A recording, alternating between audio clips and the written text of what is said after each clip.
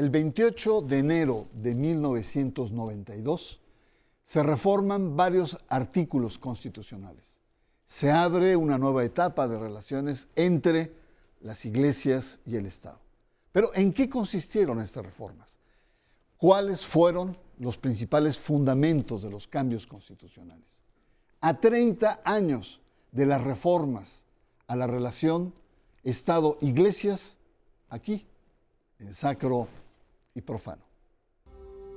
El 1 de diciembre de 1988, Carlos Salinas de Gortari, en su toma de posesión como presidente de la República, declaró: "El Estado moderno es aquel que mantiene transparencia y moderniza sus relaciones con los partidos políticos, con los grupos empresariales y con la Iglesia". El anuncio formaba parte de su proyecto de modernización del país. El presidente Salinas exhibía acuerdos políticos que había pactado con la cúpula de la jerarquía mexicana.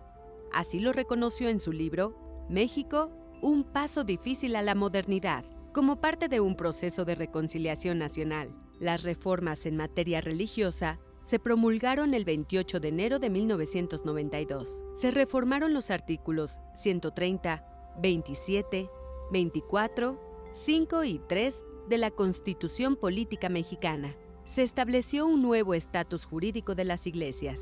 A través de una nueva figura, la asociación religiosa, se concedieron derechos políticos y civiles más amplios a los ministros de culto. Por ejemplo, el derecho al voto, pero no a ser votado. Pero los ministros de culto no pueden asociarse con fines políticos ni ejercer proselitismo o propaganda contra partido o candidato, ni oponerse a las leyes, instituciones y símbolos nacionales.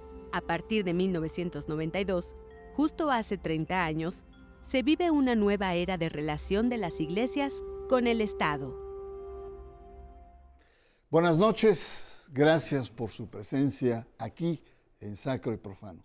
Esta noche vamos a abordar las reformas constitucionales que establecieron o establecen el marco jurídico actual a las iglesias.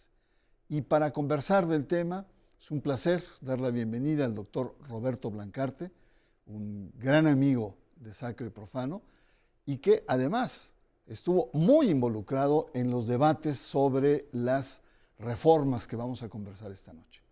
Roberto, gracias por estar acá. No, al contrario, gracias por invitarme. 30 años, parece que fue ayer, se pasó rápido el tema y tú estabas muy apasionado en los debates que se dieron en aquel entonces. Tendrías que 30 años. 30 años. Yo estaba terminando mi doctorado, a los 30 años lo acabé, y un año después, al final de ese año que yo me doctoré, fue cuando hizo Salinas este anuncio, y ahí un amigo, platicando con él, en París todavía, me dijo: oye, pues todo esto que sabes, porque había hecho mi tesis sobre las relaciones de la Iglesia con el Estado mexicano, me dijo: oye, ¿por qué no escribes algo? Y escribí un artículo periodístico, mi primer artículo que mandamos a La Jornada, y fue un artículo que empezó a participar, digamos, en ese debate. Y ahí empezaste. Y ahí empecé, y de ahí el director de La Jornada me invitó, etc. Un académico y periodista central en el debate. Bueno, a 30 años, de bote pronto, ¿cuál es el sabor que tienes? Mira, yo creo que fueron reformas muy buenas. Yo creo que fueron reformas bien pensadas porque no se hicieron a bote pronto. El presidente, como muy bien dicho está aquí en la introducción de tu programa, hizo una, digamos, convocatoria a discutir el tema y no fue fácil y se discutió durante 3 años antes de que se lanzara la iniciativa formal, las iniciativas para la reforma. Entonces esos 3 años fueron muy buenos porque se alcanzó a discutir y se hicieron, creo que, muy buenas aportaciones. Ahora, Roberto, ayúdanos a entender. Sí. Antes, ¿cómo estaban las iglesias? Y después de la reforma, ¿cómo quedaron? Bueno, la principal diferencia que básicamente, digamos, es lo que cambia completamente el panorama previo a 92 y posterior a 92, es que en 1917 los constitucionalistas en la reforma que hicieron a la Constitución porque no hicieron una nueva constitución en el 17, sino hicieron reformas a la constitución de 1857, introdujeron una muy importante, que es que le negaron el reconocimiento jurídico a las agrupaciones religiosas. Como quien dice, no existieron legalmente. Y si tú no existes legalmente, pues no existes, no te puedes defender, no puedes ir a un juzgado, no puedes hacer nada. No, tus propiedades, ¿cómo quedan? No existes, ¿sí? no existes jurídicamente, entonces no puedes hacer nada. No puedes tener propiedades, no puedes hacer nada, ¿no? Y lo que cambió básicamente es que en el 92, digamos, cuando se hacen las reformas, se restituye esa personalidad jurídica a través de una fórmula que se llama asociación religiosa.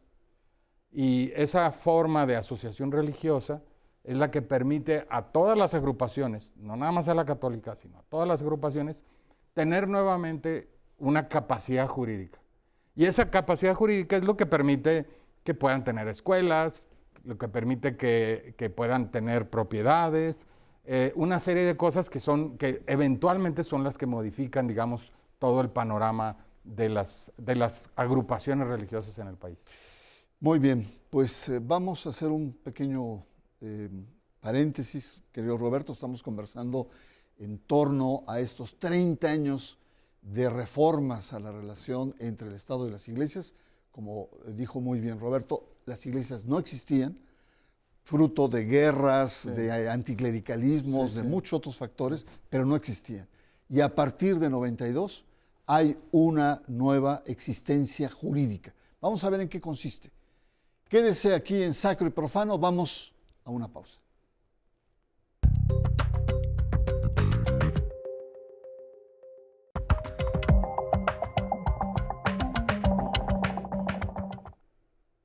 Regresamos, estamos conversando con el doctor Roberto Blancarte a propósito de los 30 años de las reformas constitucionales en materia de relaciones entre el Estado y la Iglesia.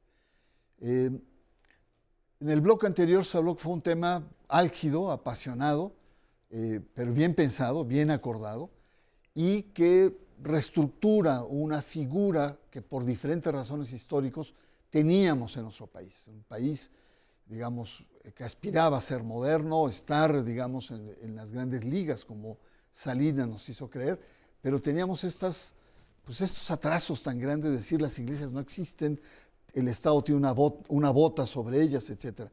Tú estuviste muy activo en el debate, fuiste uno de los actores intelectuales en este debate, mi querido Roberto.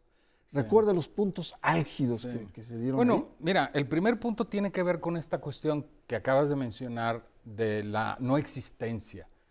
En efecto, había una no existencia jurídica de las iglesias y, sin embargo, pues todos sabíamos que estaba la Iglesia Católica y que el día que la Iglesia Católica quería decir algo o hacer algo, pues tenía todos los reflectores, tenía todos los medios. Y tenía mucho peso. Y tenía obviamente todavía mucho peso porque... Casi el 90% eran católicos todavía en ese momento. Así es. No que todo el mundo le hiciera caso a la Iglesia, ¿va? Pero digamos que tenía peso en términos sociales, en términos culturales hasta cierto punto también.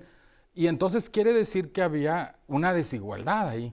¿Por qué? Porque ninguno tenía existencia jurídica, pero uno era tan importante, tan pesado, que obviamente existía y todo el mundo sabía que existía. Entonces, esta reforma, lo primero que hizo, y ahí fue, digamos, una primera intervención mía, que el presidente Salinas me hizo caso a este artículo que yo menciono en la jornada, fue decir, es cierto, no, este asunto no nomás es la Iglesia Católica, son todas las iglesias, son todas las agrupaciones religiosas. Entonces, se abrió, primer punto del debate. Segundo punto es, ¿queremos restablecer relaciones diplomáticas con el Vaticano o queremos reformar las leyes internas? Y eso fue un debate que, como tú sabes mejor que yo, se dio dentro de la propia Iglesia Católica, porque había quienes, como Prigione, que era el delegado apostólico, quería las relaciones diplomáticas por encima de todo, y los obispos mexicanos que decían, no, lo que queremos es reformar las leyes internas para tener nosotros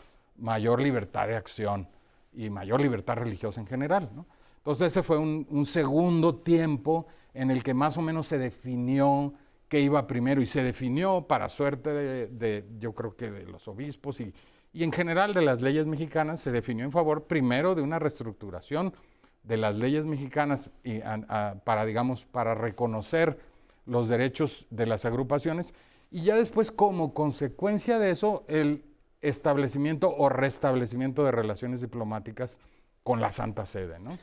Muy bien, Roberto.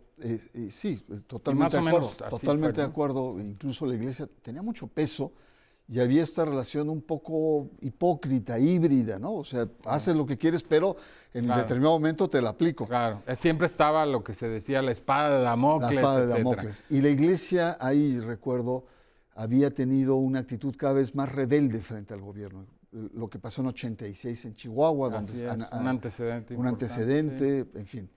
Pero volvamos con Carlos Salinas de Gortari. Y ese era otro de los puntos álgidos que se tuvieron que resolver. O sea, ¿cuál va a ser la participación que se permite a los ministros de culto? ¿Hasta dónde? Y a las instituciones. Entonces eso fue central, ¿no? ¿Qué derechos sí, qué derechos no? Y como todos sabemos, hay todavía una serie de derechos que siguen siendo reivindicados y algunos que se concedieron desde ese momento, ¿no? Ahora, volvamos a Carlos Salinas de Gortari. Su proyecto, ¿no? Lo entiendo bien en el discurso que salió en 88, en la toma de posición, estaba débil, había una gran sospecha de fraude, y él dice, abrámonos y modernicemos la... Pero ya en 91 no, 91 las elecciones avasalla, vende muy bien su proyecto y ya no tenía incluso la necesidad de encontrar a la Iglesia, bueno, eso lo veo yo, como un gran aliado, y sin embargo da el paso.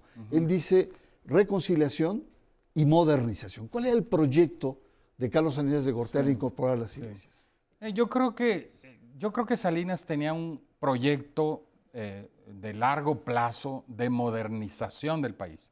Si tú ves el título del libro, que es muy significativo, es algo así como las dificultades o el paso difícil a la modernidad. O sea, Salinas se da cuenta que somos un país que necesita entrar realmente a la modernidad. Y entrar a la modernidad significa, entre otras cosas, replantear las relaciones con los empresarios, replantear las relaciones con los sindicatos, replantear las relaciones con las iglesias. Él en un principio dijo la iglesia, pero después... Los intelectuales. Los intelectuales. Es decir, como diciendo, a ver, hemos estado en un régimen tradicional todavía, con una serie de ataduras al pasado y necesitamos liberarnos de eso. Ese era su proyecto, ¿no? Independientemente de si te gustaba o no, ¿no? Pero ahora, ayúdanos a entender el contexto internacional, ¿no? Estamos en la caída, digamos, del socialismo real, la perestroika, ¿no? La imagen que quería dar Salinas de un país moderno. Pero al mismo tiempo, la democratización de los países, sobre todo en América Latina, es muy importante. Hay que recordar que desde los años 80 comienza América Latina a salir de las dictaduras militares, a realmente buscar procesos de democratización, y esos procesos de democratización significan reconocimiento de derechos humanos, significa reconocimiento del enemigo, significa reconocimiento de que vivimos en sociedades plurales. Todo eso llevó a una serie de reformas en el país, como fue la introducción, digamos, de la Comisión Nacional de Derechos Humanos, o eventualmente también de lo que después iba a ser el Instituto Federal Electoral o el INE. Es decir, son reformas que están ligadas a la democratización, digamos, del mundo, incluyendo, como dices, la caída del muro de Berlín, y la necesidad de reconocer una serie de derechos que no hemos reconocido, ¿no? Había una cierta vergüenza de un partido único autoritario. Incluso hasta en Rusia, ¿no? Se estaban ya moviendo las aguas sobre esto, y esto también influyó. Pero también está el Papa Juan Pablo II, que estaba en el cenit, era realmente como una gran estrella, no solamente religiosa, política también. Claro, y la visita del Papa en 79 a México fue parte de las cuestiones que hicieron, digamos, replantear el asunto. Mayo del 90, hizo una segunda que fue también apoteótica. Exacto. Pero digamos, para 90 ya el presidente ya había anunciado las reformas, ¿no? O la posibilidad de reformas. La del 79 sacudió porque fue un impacto para todo el mundo, incluyendo para el Papa, ¿no? Pero digamos que nos hizo ver que, híjole, aquí hay algo que no está siendo considerado, ¿no? Sí. Ahora, ayúdanos también ahora a a entender las dificultades internas. No fue miel sobre hojuelas. No. Había sectores del PRI que decían, pues, estamos haciendo concesiones tremendas a la iglesia, Sí. enemiga histórica. Así pero es. también al interior de la iglesia decían, Así es. Salinas hay mucha corrupción, sigue siendo un autoritarismo, hay mucho maquillaje y no queremos identificarnos como tal. Sí. Cuéntanos, porque tú las narraste en todas estas... Bueno, mira, yo por un lado, Salinas lo reconoce en su libro, tuvo mucha resistencia del PRI. Y el presidente del PRI, Luis Donaldo Colosio, se encargó de hacer todo el trabajo de ir a convencer a todos los que estaban muy reticentes y a decirles no va a pasar nada, vamos a mantener el espíritu de la Constitución liberal, etcétera, etcétera. Y por el otro lado, en efecto, yo creo que en términos generales sí había resistencia dentro de la iglesia, pero obviamente había mucha hambre de que se liberaran las cosas y cualquier reforma era relativamente bienvenida por una mayoría de los obispos. Y obviamente bienvenida por la Santa Sede, que también veía como una oportunidad para romper aquello que tenía 70 años de establecido, ¿no? Sí, y había también la figura preeminente de Girolamo Prigione, que era representante, después nuncio. Que fue preeminente, pero no le hicieron tanto caso. Mira, una de las cuestiones que muestra eso es que Prigione quería, una vez que se establecieron relaciones diplomáticas, quería ser el decano del cuerpo diplomático. Porque algunos países muy católicos latinoamericanos automáticamente le dan el decanato al nuncio apostólico. Y aquí yo me acuerdo que el secretario de Relaciones, Rafael Solana, dijo, no, aquí el decano es el que lleva más tiempo. Y, estaba limitado y fue limitado. Depende incluso cómo en sus entender, ambiciones, porque ¿no? él duró casi 18 años, Sí, pero como eso, 8 o 9 de sí, representante y después ya nuncio. de nuncio duró como 6, Sí. o un poco menos, como 5 o 6, digamos, que es lo que más o menos dura un nuncio. Ya. Porque antes era delegado apostólico, entonces digamos como que le valió el cambio constitucional Depende para cómo se volver le a viera. empezar, ¿no? Depende cómo Pero se- terminó muy mal, Terminó muy Prigione, mal. porque no le dieron nada al regresar, cosa que es muy extraño. Pero yo creo que lo castigaron. Algún día Su vida oscura. su vida, sí, vida tenía oscura pasajes personal. muy oscuros que fueron, digamos, conocidos en el Vaticano. Estamos con el doctor Roberto Blancarte a 30 años de las reformas de las relaciones entre las iglesias y el Estado y las iglesias. Vamos a una pausa. Usted está en Sacro y Profano.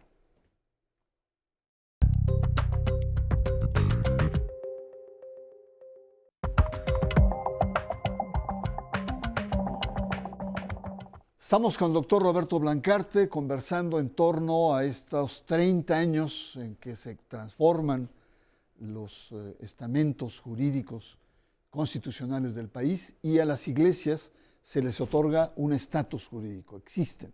Y por lo tanto hay muchos otros artículos que se reforman, el tercero, el quinto, etc. Pero el eje, evidentemente, fue el artículo 130 que marca no solamente la separación iglesia-estado, sino plantea como una separación histórica, que tú en varios momentos la has formulado. Ahora, la pregunta es, después se sucedieron otras reformas. 2011, 2013 se dio la reforma al artículo 24 sobre libertad religiosa, pero también en 2011 se da o 2012, ya no recuerdo bien, al artículo 40, donde señala que el Estado, la República Mexicana, es una república laica, que es como, digamos, la segunda generación de reformas. ¿Qué opinión te da esto? Bueno, lo que pasa es que pasaron muchos años entre esas dos reformas, pero fueron como una especie de amarre, digamos, importante y necesario de las primeras reformas del 92.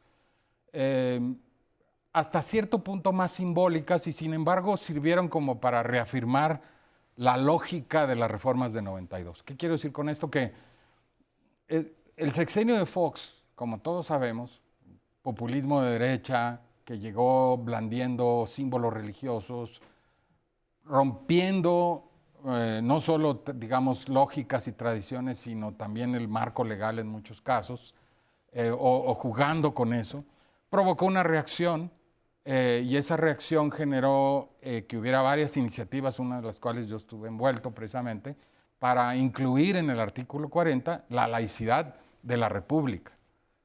Ya no nada más del Estado, sino de la República. La laicidad del Estado estaba puesta, por cierto, del que no hablamos aquí, en la Ley de Asociaciones Religiosas y Culto Público. Y en el artículo 3 también, ¿no? Sí, bueno, habla de la laicidad de la educación, pero digamos, la del Estado está en la ley y faltaba, digamos, una cosa todavía más amplia que se incluyó entonces, después de 2 periodos legislativos, finalmente se incluyó esto. Y como reacción, eso pasó en la Cámara de Diputados con una gran mayoría, pero se congeló en la del Senado. Pero después, ante la próxima visita del Papa Benedicto XVI, hubo un intento de introducir reformas a la libertad religiosa y eso generó discusiones, empate técnico, digamos, y al final se resolvió que pasaran las 2 reformas, de las cuales, bueno, son muy complejas, tendríamos que...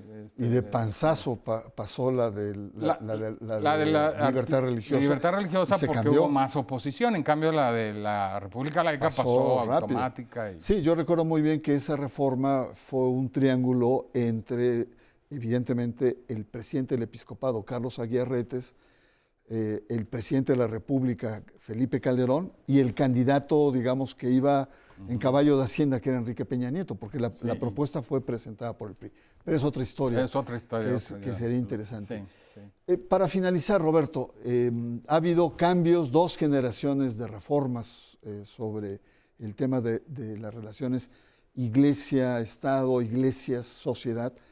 ¿Qué queda? ¿Habrá otras reformas a futuro o más bien es pulir las leyes secundarias como la ley de acciones religiosas u otras? Mira, yo creo que a medida que la sociedad va cambiando, va evolucionando, va también cambiando su manera de interpretar y digamos, de entender las leyes y las reformas constitucionales que se hicieron. Yo creo que necesitamos analizar muy bien eso para ver una serie de reformas posibles, pero ciertamente yo creo que en este momento no hay condiciones para eso, porque para esto se requiere algo como lo que hizo Salinas, es decir, abrir un debate a muchos años, un debate serio en el que participe todo el mundo y tener una idea clara acerca de lo que se quiere hacer. Y eso no existe ahorita, no existe francamente. Entonces, pues se podrían hacer muchas cosas, digamos, en muchas direcciones, pero yo sinceramente creo que no hay condiciones en este momento para eso. Muy bien, Roberto, pues te agradezco mucho tu presencia aquí y a mí me gustaría solamente destacar una paradoja histórica, ¿no? Mientras que la construcción del Estado moderno en Juárez en el siglo XIX discurrió en el acotamiento del poderío económico y político de la Iglesia católica, es decir, con Juárez se cultiva la llamada separación Iglesia-Estado. En cambio, con Salinas de Gortari y con otros políticos posteriores, en el siglo XX y siglo XXI, Salinas en su proyecto de modernización entrañaba, por el contrario, una alianza política con la aún poderosa Iglesia Católica. Son paradojas, ¿no? Que tienen explicaciones distintas, pero que ahí están, simplemente las anoto. Soy Bernardo Barranco y les espero la próxima semana aquí, en Sacro y Profano.